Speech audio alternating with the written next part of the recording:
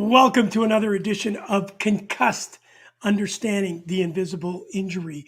Well, of course, we are here and having the opportunity to talk to Robert Wein, who will be my special guest tonight. He is a gentleman that, if you don't already know him, you will get to know him. An incredible story. He's part of the Kanata Five. It was an accident back in July 2009 that changed six lives on that particular morning when a driver who fell asleep at the wheel ended up running into the five young bike riders who were training for a triathlon. And Robert Wein happened to be one of them with his girlfriend at the time. So I'm sorry, I'm getting a call from Robert. I think he's struggling a little bit getting on, so I apologize for that. We're just waiting for him to come up. But as we talk here, I just want to bring you up to some information. Obviously, this is Concussed, Understanding the Invisible Injury, and most importantly, we are with you on Fired Up Network and, of course, Connected, the mental health initiative, which we will be coming out next week with a bunch of new programs, a bunch of new events, and also, most importantly, a bunch of new doctors and specialists and experts on concussions to talk you through some of the myths, some of the new information that's come out, baseline testing, no baseline testing. Obviously, diagnosis is so important and the management there of the injury. I'm just waiting for Robert Wein to join us. I hope it's not too big of a technical issue. But Robert, as I mentioned to you, is part of the Kanata Five. And when you listen to him speak, I'm going to put a cursor on this right at this particular moment. Robert does struggle a little bit, obviously, with his speech. You'll see that Robert has certainly suffered not only a brain injury, but has also some obviously disabilities that came along with this accident, but perseverance, courage. When you talk about heroes, he is a hero. This kid gets on a scooter, goes and order coffee at a Tim Hortons as if you and I would just jump in a car. He is an extra special young man, and I've got him in the green room. I see him there, and I'll bring him up in just one second. I think it's really important to you to understand who this man is. From a young man to now a leader in the field, starting his own not-for-profit, who will be connected, obviously, with our Stop Concussions platform, BrainSTRONG. We'll talk to Robert about that specific not-for-profit and how hard it was to get it up and running. And I know I've been beside him the whole way, and I just love his character. I love his passion. I love his demeanor. I love that he can articulate like no other. And most important, he's awesomer than awesome. And here he is, ladies and gentlemen, Robert Wein. Robert, what's going on? I'm laughing at the awesome comment. Well, you know what? You're the one that actually brought awesome into my life. You kept saying every time you spoke to me, "Oh, you're awesome, Gouche. You're awesome." And I finally had to say, "Stop it. It's going to go to my head because you're awesomer." And then you came up, "No, you're awesomist." Um, and I think what's important for tonight, obviously, we're on concussed, understanding the visible injury. We know that a concussion is a sexy word for brain injury. So I want people to get to know Robert Wein and your new mission with your BrainSTRONG not-for-profit foundation. But I really first think people would love to hear your story. I've already expressed the fact that sometimes, you struggle with a couple of words. So take your time. We're here for you. I will try to speak slowly and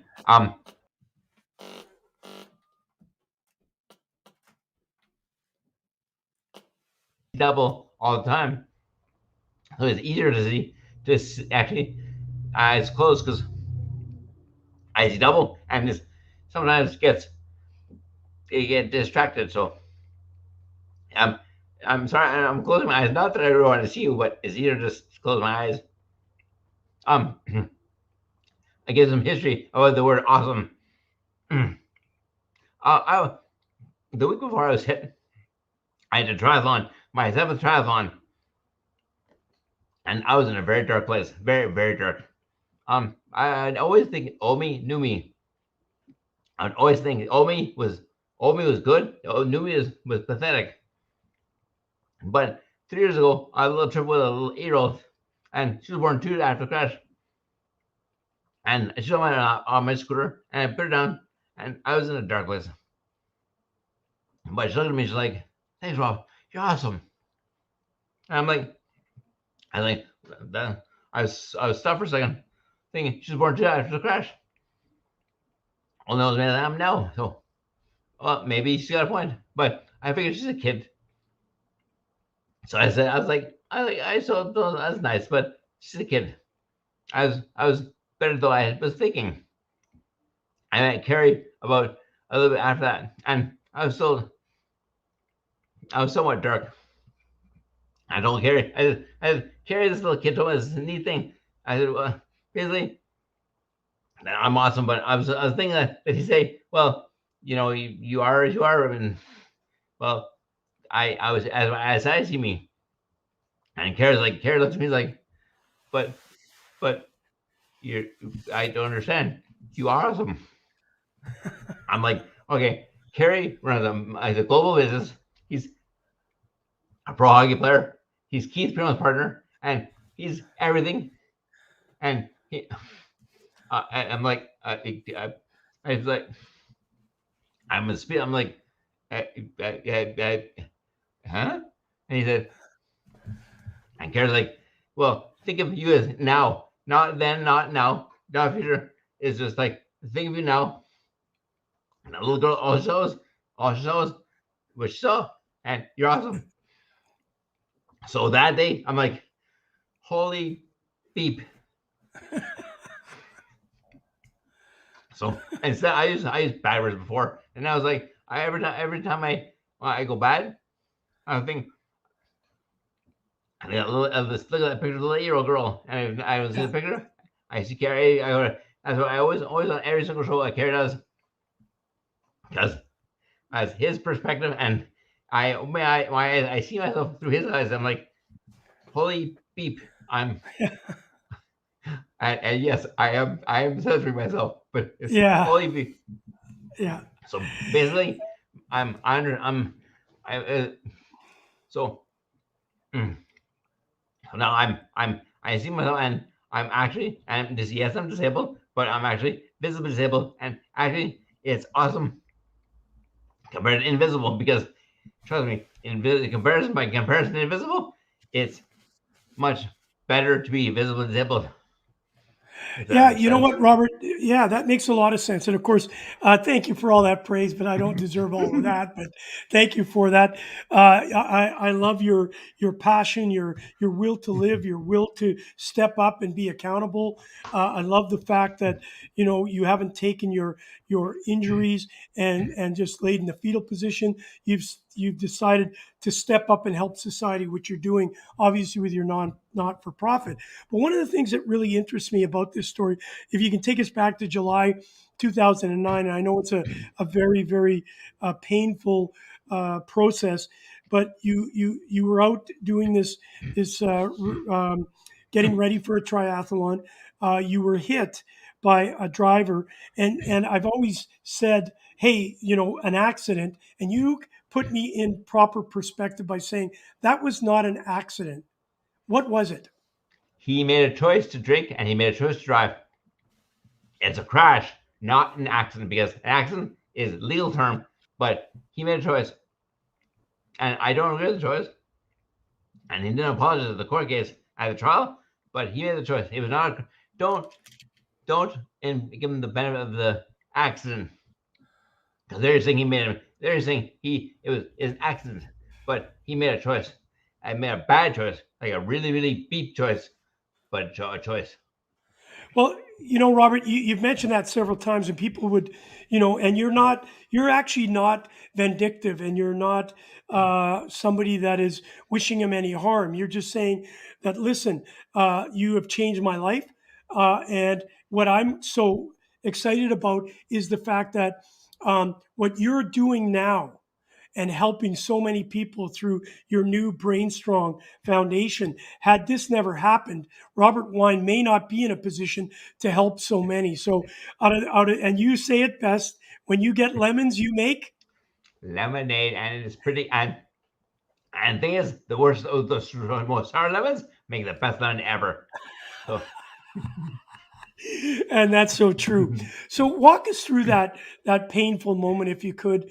I've read the story. If you haven't, it's part of the Kanata Five. It happened in July 2009 in Ottawa. We won't dwell on this, but if you could just give us a little bit of the things that went on over that course of time. actually, with my brain injury, I have no memory of the crash. I have no memory of about 6 months after and about a year before. It's completely irretrievable. And for months, I was at the rehab in the hospital. I felt terrible because I couldn't do anything, and I thought it was my fault. I had no idea. I had no idea what happened to me.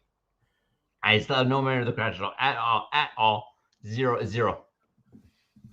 Right, but when you and I had an opportunity, I obviously read the story when you were going through rehab. They didn't give you much of a chance to live. There was times where they thought they were going to lose you. I know that through rehab, you persevered as a triathlon. You have this never give up attitude, and you battled through it. And I remember reading a report where it said you actually had to learn that your left foot wasn't your right foot, and Exactly. which is absolutely truly amazing. Talk to us about that long term.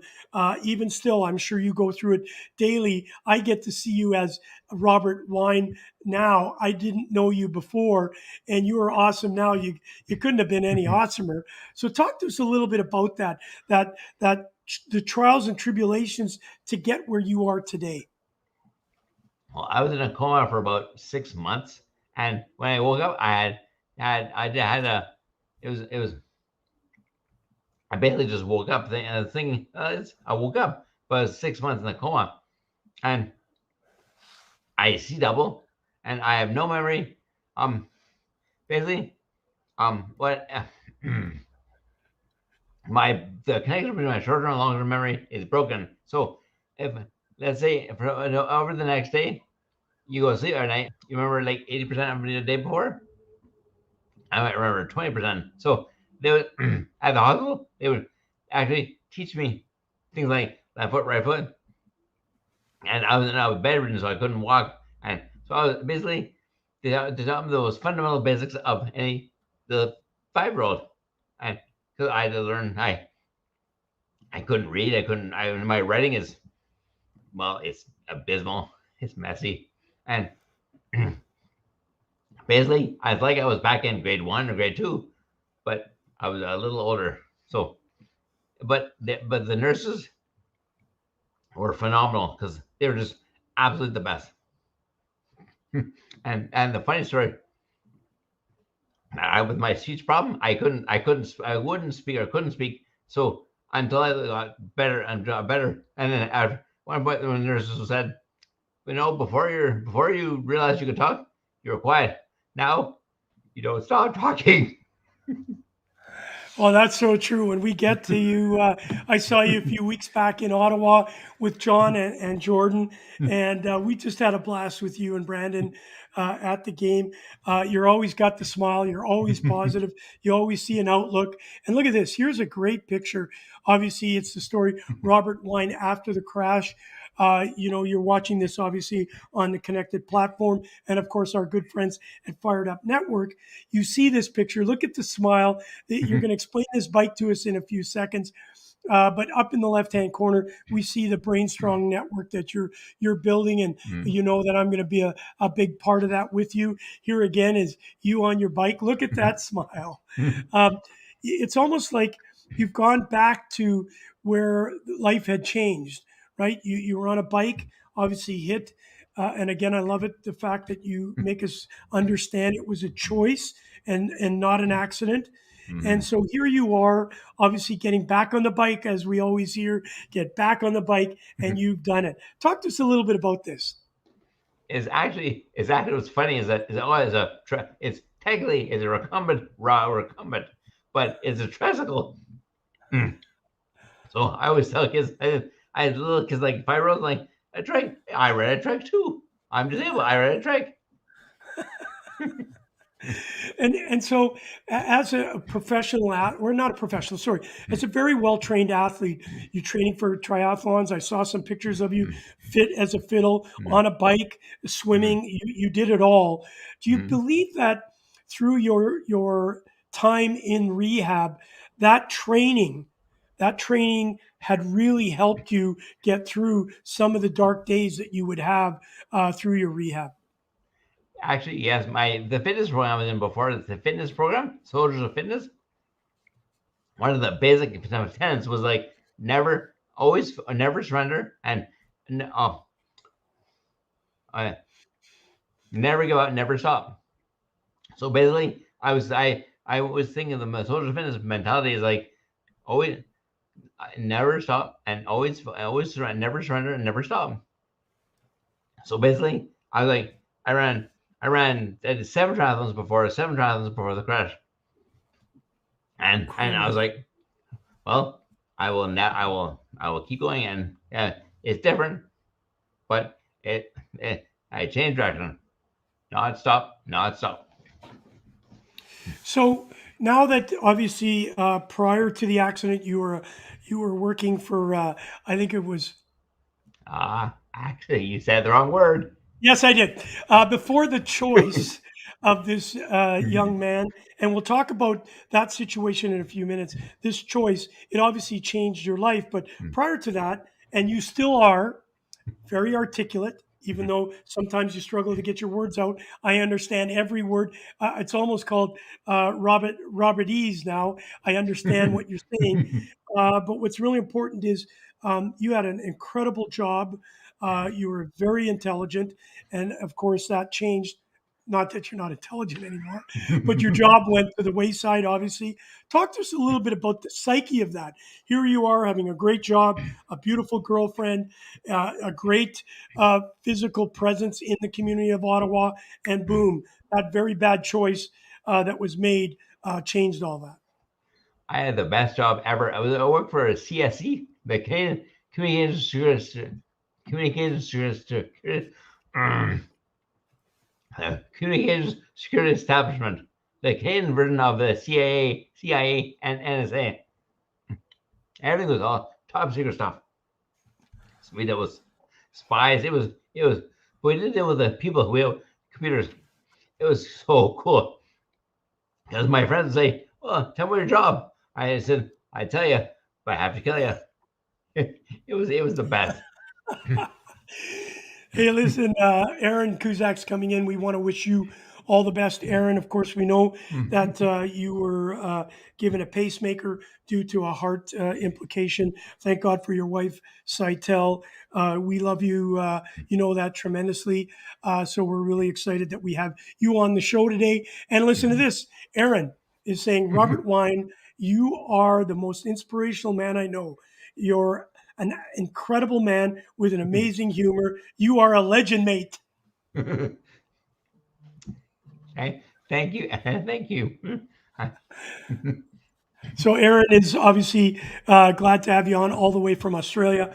Listen, let's talk a little bit now about what you're having to do on a daily basis. You went from a job, you went through rehab, you've built a new foundation, which is called BrainSTRONG. I'm going to bring that logo up in a few minutes. But walk us through that. How did you go from being in this dark place?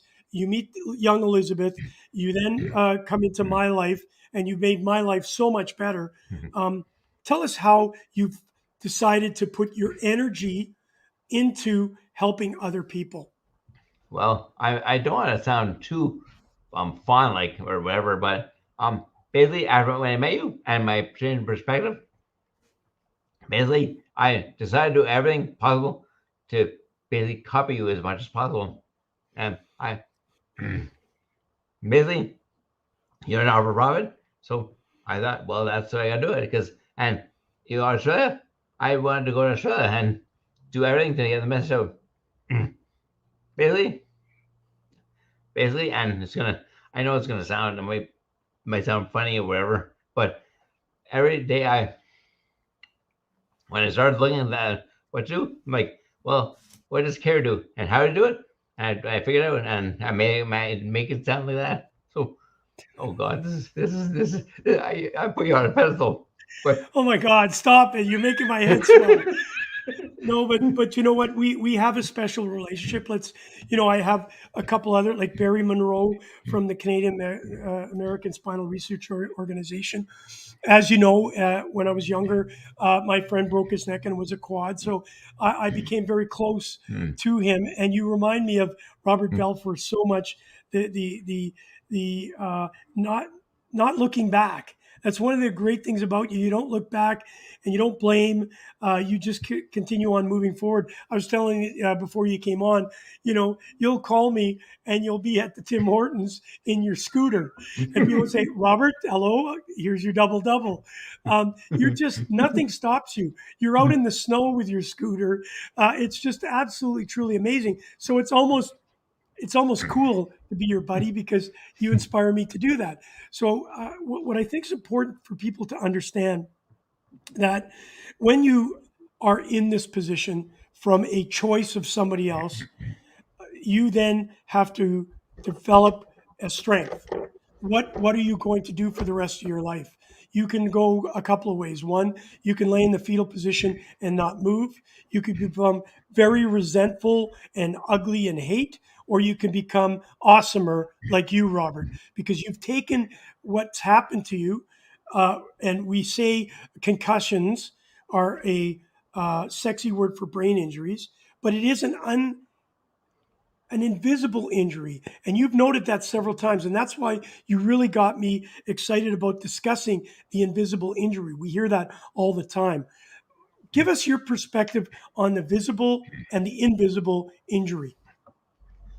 I guess I'll think of myself is that, for example, one of my actually Brandon, you met Brandon, he had a card that says disabled card ID. He's on the bus, he gets on the mic, get on the bus, he has to show his card. And if there's a problem, he has to say, I'm disabled. I'm disabled. Basically, he has to ask for help. But I have to ask people. I always take help if I offer it because I never want to say no. But absolutely everywhere, all the time, at all times, they offer and they do this for me because I'm physically disabled. People who are invisible, and you have to say, "Oh, well, why do that? Why do that? Why do that?" And it's the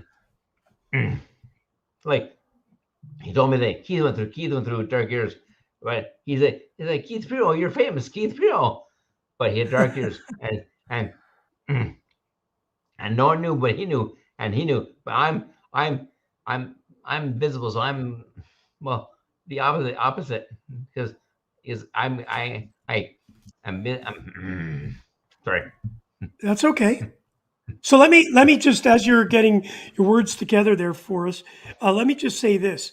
We talk and you see a guy that's on the show and you'll say, "Wow, I never saw it. I didn't see it. It was so invisible," which is amazing because you understand what some of these people are going through, even though, Big Keith Primo needs to put it, the role on that I'm okay, I'm strong. And yet when people see you, they automatically gravitate to the fact, "Oh my God, Robert needs help." Right. Whereas Keith may need more help that day than you do, but because you're physically impaired or physically disabled, we are, a concussion is disabled. Your brain is not functioning properly.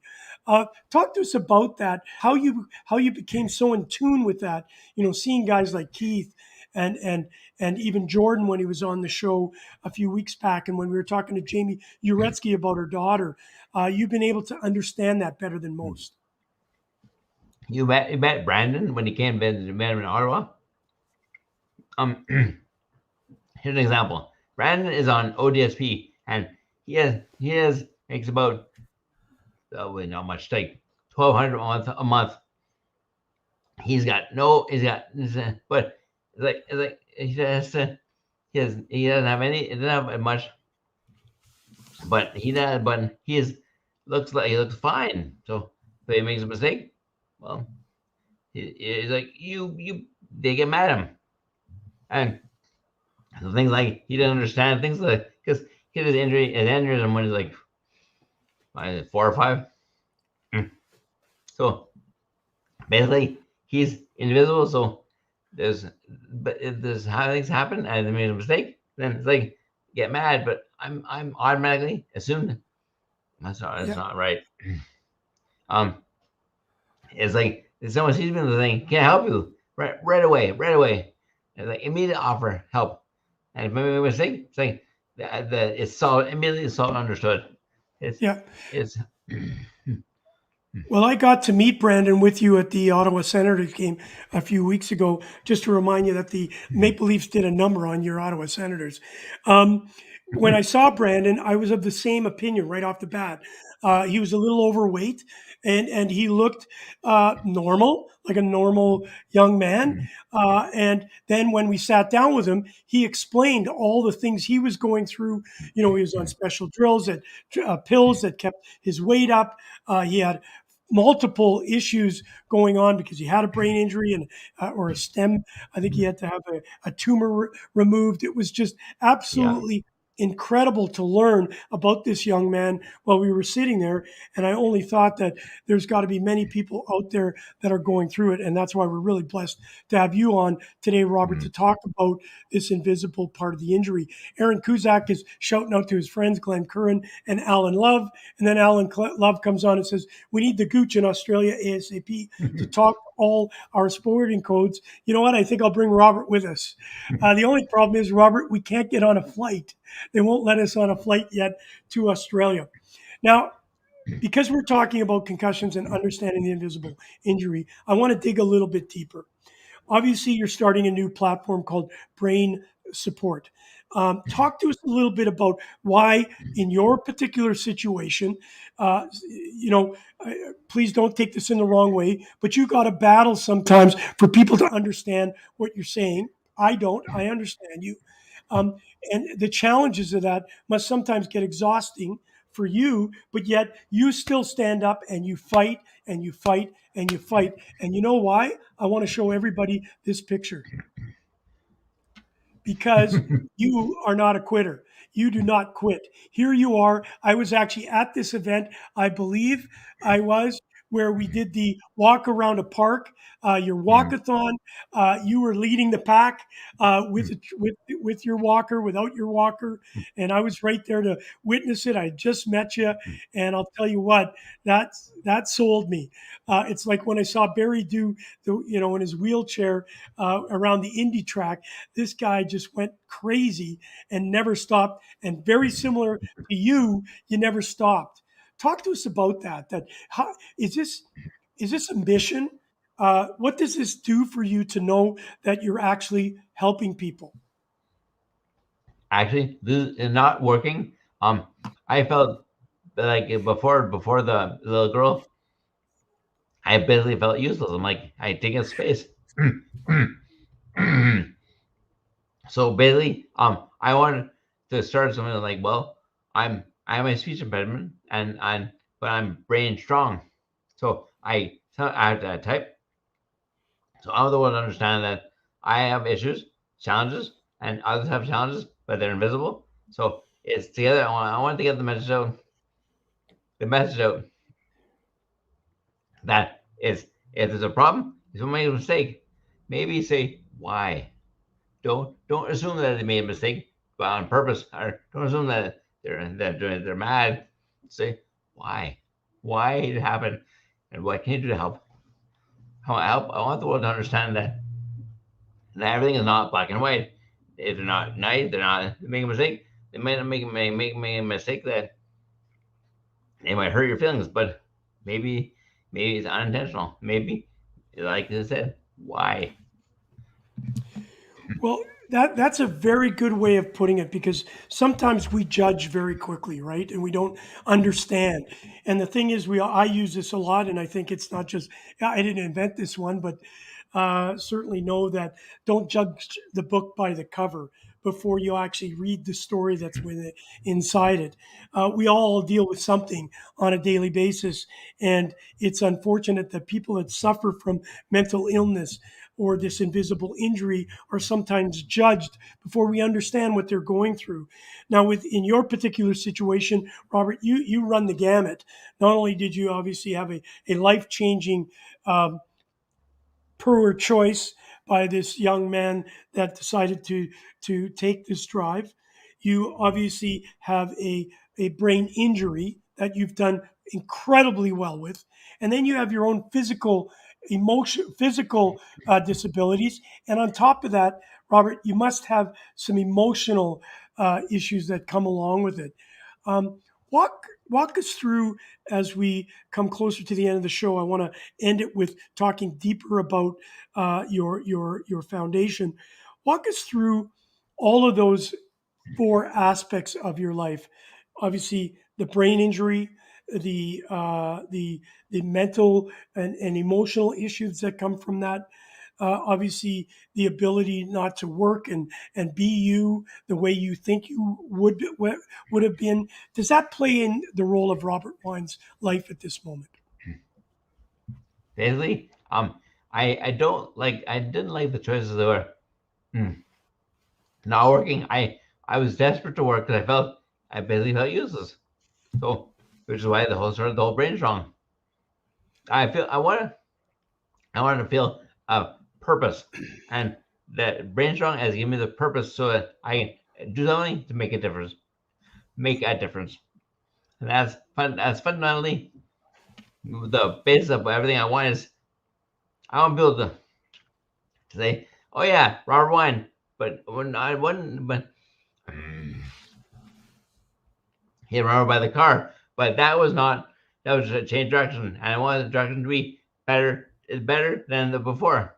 Like my job was awesome, but this direction I'm going in is awesomer. Oh, oh well, okay. It's well, you know what I mean. Yeah. Well, listen, obviously, this change of life has given you a new life. And I think sometimes people don't realize that what you've been given is a gift now. Yes, as you mentioned, you were given lemonade, but you certainly have developed or created some very sweet lemonade that is helping so many people. Your walk, for example, you got me to come out. I saw your wonderful parents there, and we talked about how this has really inspired you to be better where you were already better. And now you've taken that walk and developed it into this new Brain Strong organization. Talk to us a little bit about that now. The organization is launching. I know that there was something that I read. I don't know if you mentioned it or I read it somewhere where the gentleman that made that bad choice.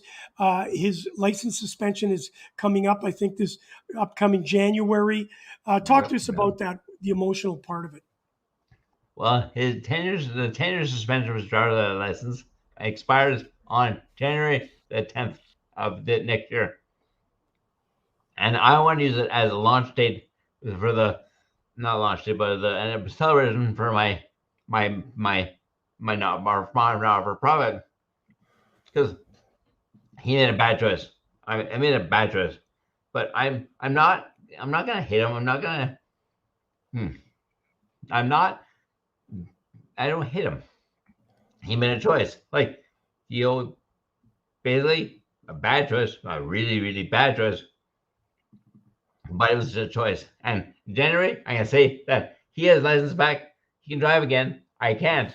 So it's basically it's basically nothing more than just a PR thing because it's like he can drive, I can't. Oh, by the way, I'm doing this, so it's basically leveraging the fact. But I'm not mad. I'm not. I the thing is not.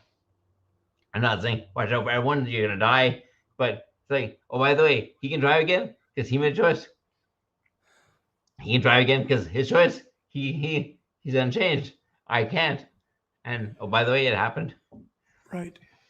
And Robert, they're so compelling. You're absolutely right that his bad choice changed your life. It changed his life too, but it was his choice to do that.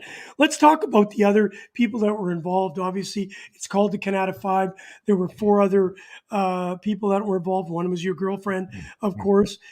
Two of you suffered brain injuries, and the other three obviously had some injuries. If you don't mind, could you walk us through that?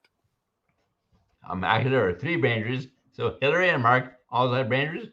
They Okay. had to couldn't continue their jobs. They had to basically they were medically retired, but they're invisible. They walk, they drive, no difference. And Rob was purely physical. He's purely physical, and Kathy's physical. So Kathy testified at the court case. So she was unconscious for a bit, but basically on enough awake that she could testify. Wow. And the worst injured overall. So on the whole, so but I heard from Hillary and Mark basically that being invisible is um, I'm not no no I haven't from them, but basically that they're invisible like Brendan, where it's like they have to say I'm disabled, I can't work, I'm disabled, but Yeah. I don't have to explain because I'm No, actually known. Robert, you once told me that let's not say the word easy is it's easier for you because people can see that you're battling with a disability, or when you're struggling to find your words, people will be compassionate about that, right? Because they Mhm, understand. Whereas with the other two that you mentioned and Brandon, people automatically pass judgment. What's wrong with you, right? mhm, Because we are like that. Humans are like that.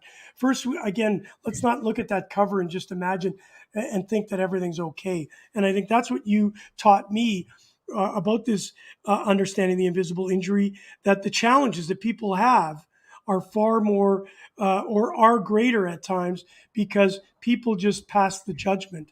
And sometimes that gets you to turn inwards and not be as open and as vulnerable as you are. You are one of the most vulnerable people I know. You lay it out there. People understand you and what your thoughts are and where you're going in the future. And that's why, Robert, it's so important that I have you on today, because I really truly wanted to understand the difference between the visible and the invisible injury. And that's what Concussed is all about in this program. It's been brought to you, of course, by the great people at Fired Up Network. Robert, as I let you go, I know that you're a very inspirational guy. You've always got great mhm. comments. Tell us about what's coming up in the future for Robert Wein and BrainSTRONG. Well, actually, BrainSTRONG, I'm going to revive the walk, but All right. get this. No, I can't. I'm giggling. Uh, there's going to be a triathlon. And I'm going to do it. All I'm do right. it and do it. And are you going to do it? What's a triathlon?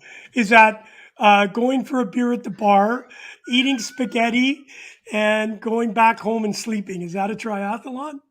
Sure, that's true. Yeah, my my triathlon will be a little bit different. Okay, tell us what it's going It's to be. 200-meter swimming, um, about 25 kilometers biking, and 10 kilometers running. Well, wait a sec. I can't do any of those even in a car. So you're going to swim two? Is that a one length of a pool? 200 meters? Uh, no, it's about. All right, we'll do the I'm calculations not. later. I'm not sure. Here's what I'm going to promise. I'm going to try and be a part of this. I'm going to be at the walk anyways. I will Oh yeah. try and do my best to live up to some of it. I may not be able to get 200 meters of swim. Maybe I get to 100. I may not be able to do 25 kilometers on a bike because I don't think my bum will be able to handle that. So I will do my Gooch triathlon with you. It may be a lot shorter, but I'm going to promise you, Robert, I will be there and I will bring the troops and we will have one of the best triathlons ever because it's going to be and awesome. and actually, one of the benefits of my riding my ride, I have no saddle sores, and my seat is like a couch. So You know what? Maybe I'll borrow one of those bikes. Hey, Robert Wein, I can't thank you enough for taking time to be with us. I love your vulnerability. I love the fact that we can talk to you openly. And I love the fact that we can laugh, even though in adversity that you've gone through in the trials and tribulations, you've always got a smile. And that inspires so many. Thank you. Thank you. Thank you, Robert Wein. I look forward to talking next week as we plan our triathlon. Thank you, thank you, thank you. See you, buddy. How special is that dude? Holy mackerel. Now he's doing a triathlon. No, seriously, I got to tell you, I really enjoy. He's on every show. He actually texts me and says, "Hey, Gouche, I'm going to be late," which is so kind because doing this, we felt that we wanted to help people, and as we help people, you help us. So please continue on with Concussed next week. We're going to get into a little bit more of the medical aspects. I'm looking at getting Kaylin Water on from Shift Concussion Management. She's going to walk us through a diagnosis and a management of a concussion and what you as a parent should be looking for if your young daughter or son are playing sports and come home with maybe some symptoms that you may not recognize, and that it can help you maybe determine whether or not they have been concussed. All right, you've been watching Concussed, Understanding the Invisible Injury, right here on Fired Up Network, and of course, Connected, a mental health initiative. Until next Tuesday, keep your head up.